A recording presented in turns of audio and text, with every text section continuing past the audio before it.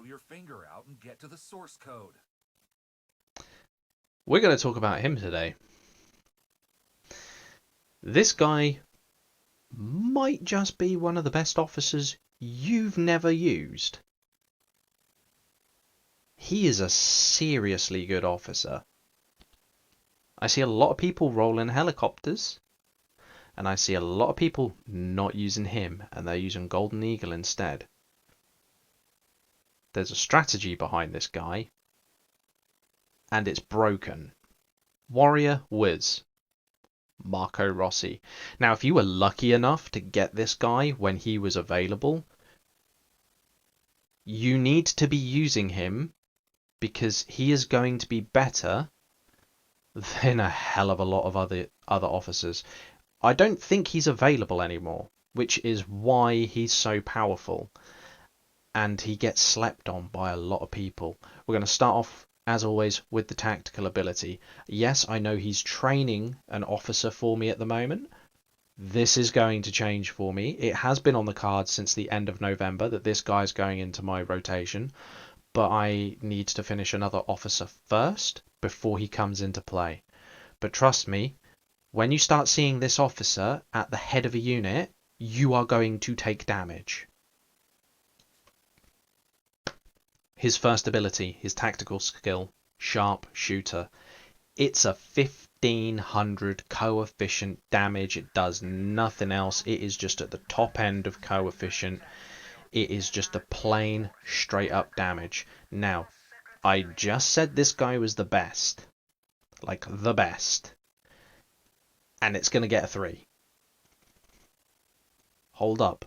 Everything will become clear in a second. We're going on to his first of his 2 special passives. That's right, 2 special passives. His first special ability is Peregrine Falcons. This officer's troop has a up to 10% charge of conducting a critical strike when it attacks for 150%. We spoke before in a previous video with Rapier how good critical strike rating is, and no one's using it. This is a good train skill. It is not the best critical strike rating skill available. That honor still goes to Justice, Lady Justice, I believe, with 15%, followed by Rapier in at a close second. But this still gets a 4 out of 5. It is a very good flat 10%, and we can utilize it. We can utilize it very well. The great thing about versatile officers with a versatile attack tag like this guy, I know it says versatile field attack, but specifically the versatile and attack tags we're looking at, these are very, very spicy officers. His second special ability, Master Hacker. Whenever this officer's troop attacks an enemy ground force troop, it has up to a 15% chance of resetting the target's load time, preventing them from attacking for 1 second. It can be triggered every 8 seconds. This guy, it's not a stun, but it is a disable weapon. It's near enough a stun. And you've got a 15% chance of triggering it once every 8 seconds. And what's even better is if you put him on a rapid firing unit like the Vanguard Heli or the Lib light tank, where it's going to be churning out shots constantly, it's not damage dependent, it's shot dependent. You could put this guy on a light tank, you could put this guy on a heli, and that is a very spicy ability to attack another unit with in the field. Not just attack within the field, as a base defense unit. You know, someone's attacking your base and he's in there, there's a good chance that there's going to be one unit that's not dealing damage to you for a second. You know, that can make the difference between your base being blown up and your base surviving, depending on your setup. So this is a like, I don't like doing because it's a trainable skill. I hate doing that. I like to say because this is a good skill on this officer. This is a good skill on this officer, but the fact that you can train this ability onto another captain is just a little bit extra, it's going to get a 5. It's going to get a 5. 1 shot, 1 kill. Increases the damage of this officer's troop by up to 15% and increases the troop damage by an extra 4.5 to 5% at max if the troop is at least 1 map grid away from the target. Now, nearly every unit in the game will fire at least 1 map grid. You know, if it's inside the base, it's going to fire more than 1 map grid because you get the extra map grid bonus from the anti-air units. If it's out in the field, I think the helicopter can fire like up to 2 map grids. It can be sat at the back of an AG and it can be dealing damage. You can stick him in a helicopter on the back of an AG and it's going to absolutely rain hellfire down on your opponent. We're talking like a near enough 20% buff. There's only a handful of other officers that deal that. I believe we've just covered Svalin, and he gets a 30% buff. We'll be fair, we'll score his ability. We'll score his ability a 3 because it comes with the caveat that it needs to be an extra grid square away, which could be a detriment, because you could effectively lose a quarter of the damage by being too close to the target. So that's a 3. And I know what you're thinking. This doesn't sound like a good officer. We're already at 15, and we've only got 1 left to go, which means this one has to be bloody good. Blindside Barrage. Do you remember that tactical skill earlier that was a 3? Just done 1500 damage coefficient. Look at all of that text that's been added to that tactical skill. Let's go through it. Marco sprays the enemy down with gunfire, dealing 1500 damage coefficient. So far so good.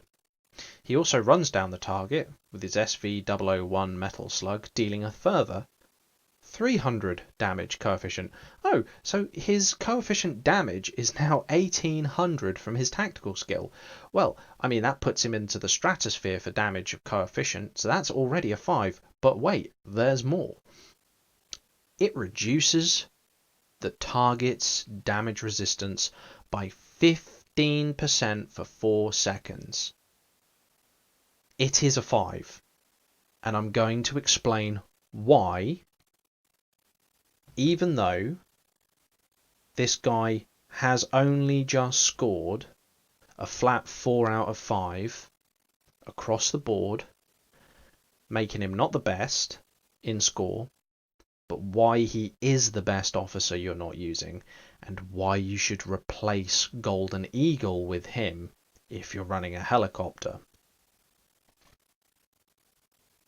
I could load a rocket launcher in my sleep. Golden Eagle does 1500 damage coefficient. He deals an extra 80 per 100 millimeters of armor. Most targets in the game will get sort of the mid 200s. So that's only going to give you an extra 160, giving you 1660 damage coefficient. With me on your side, there's nothing we can't He do. gets a flat 1800. No requirements to armor whatsoever. And that damage is increased by 15% because of his damage resist ability that comes with it. Which is why you take Golden Eagle and you remove him. You put Valkyrie in the aid, you put this guy in the captain slot, you get Golden Eagle's trained critical strike rating, train it on this guy, and then train a damage buff from, say, Svalin, which goes up to 30%, and all of a sudden you have an attack helicopter that deals a hell of a lot of damage. And furthermore, I recently tested this with a friend and an alliance member the other night. Trust me, even at skill level 1, you stick this guy in the captain slot and you put Valkyrie in the aid, even then, just from the critical strike rating and the reset ability, he is going to increase your damage output on the helicopter. You don't have to... I mean, go and test it yourself. Go and test it yourself. This guy will make your helicopters insanely dangerous. Insanely dangerous. 1800 coefficient damage and a damage resist.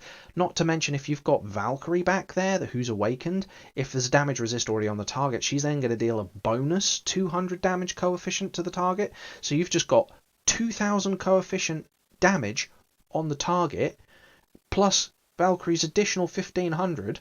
So you're looking at, between the two officers, a potential maximum of 3500 damage coefficient. There's very, very, very, very few officer combinations in the game that will allow you to boost your damage coefficient above 3200. Because everything's kind of just generally set to 1500. So you need to get creative. That's what this is all about, is getting creative. Yes, you can do it with Eye of Providence and Argent Flame in the captain slot. I'll push you up to 3750, providing you're in hostile territory. So I think that's one of the only ones that go above him, unless you've got Liberté unlocked, then in which case you can really ramp up your damage coefficient, which again is another one. But just in like a light tank role or in a helicopter role, in an anti-tank role. So those of you who watch my PvP videos will know that I roll main anti-tank, and I have Death Adder, and Death Adder is not optimal, but I'm using him for his damage penetration ability and his damage resist reduction ability of 20%. But this guy, since I've had him unlocked, I've been wanting to replace Death Adder with him, and I was going to do it in December. It's got put on the back burner, but he's next on the list now. If you have Warrior Whiz, there is no reason for you to not have him awakened. There is no reason for you to not have him in your lineup. But the fact that he does 1800 damage coefficient and 15% damage resist reduction on the target for 4 seconds, if you put him on something like a light tank or anything that fires quick, it's just going to start taking more damage. And that's before you've trained in the critical strike rating. I mean, hell, I know I said use Justice, but this is another character that's getting slept on. No one's using Justice, no one's using him. They're all going... Someone on the internet somewhere said, hey, use Valkyrie and Golden Eagle. Yeah, that's a good combination. But there are better combinations. There are better combinations, guys. Just read the tags. Read what they do. Learn how you play. Look at what you're doing. Are you donating to AGs? Are you running your units out into the field, and are you hunting down units yourself? Are you attacking bases? Learn what you're doing. I'm here to help.